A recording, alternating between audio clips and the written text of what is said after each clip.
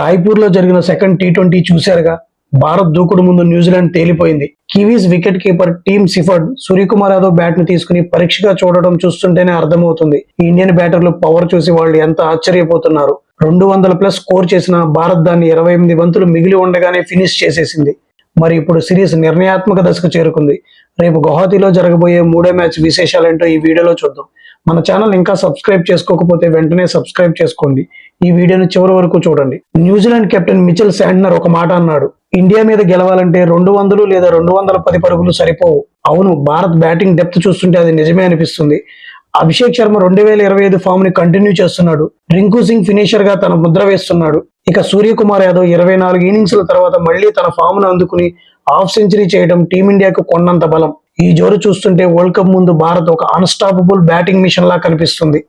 మూడవ T20 match ఎక్కడో తెలుసా? గువాహటీలోనే బర్సాపరా స్టేడియం. ఇక్కడ రికార్డులు చూస్తే బౌలర్లకు చుక్కలే. 2023లో ఆస్ట్రేలియా ఇక్కడ 222 పరుగుల భారీ లక్ష్యాన్ని కూడా చేసేసింది. కాబట్టి రేపు కూడా పరుగుల వరద గ్యారెంటీ. కొన్ని ఆసక్తికరమైన గణాంకాలు. 2024 జనవరి నుంచి భారత్ ఆడిన 47 మ్యాచ్ల్లో 42 మ్యాచ్ల్లో గెలిచింది. కేవలం 5 మ్యాచ్లు మాత్రమే ఓడిపోయింది. న్యూజిలాండ్ పరిస్థితి మరీ దారుణంగా ఉంది. ఆస్ట్రేలియా, ఇంగ్లాండ్, ఇండియా మీద ఆడిన లాస్ట్ 8 మ్యాచ్ల్లో వాళ్ళు ఒక్కటి కూడా గెలవలేదు. మరో షాకింగ్ ఫ్యాక్ట్ ఏమిటంటే సంజు శాంసన్ గత 8 ఇన్నింగ్స్ల్లో 7 సార్లు పవర్ ప్లేలోనే అవుట్ అయ్యాడు. ఇది టీం మేనేజ్మెంట్ ను కాస్త ఆలోచింపజేసే విషయమే. టీం విషయానికి వస్తే అక్షర్ పటేల్ ఫిట్ గా ఉంటే కుల్దీప్ స్థానంలో వచ్చే ఛాన్స్ ఉంది. బుమ్రా కూడా తిరిగి జట్టులోకి వచ్చే అవకాశం ఉంది. మరి గువాహటీలో మళ్లీ పరుగుల సునామీ రాబోతుందా? కివీస్ బౌలర్లు భారత బ్యాటర్లను అడ్డుకోగలరా? మీ అభిప్రాయాన్ని కామెంట్స్ రూపంలో తెలియజేయండి.